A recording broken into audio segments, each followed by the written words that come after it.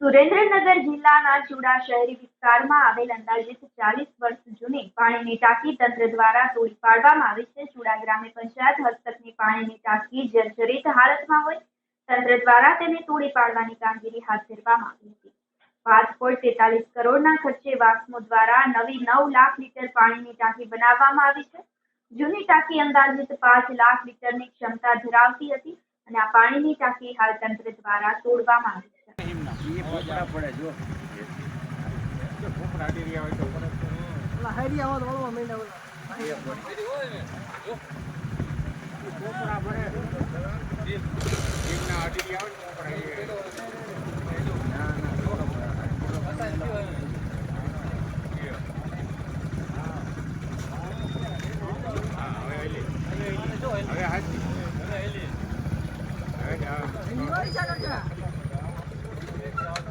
ભાગો માં દઈ જો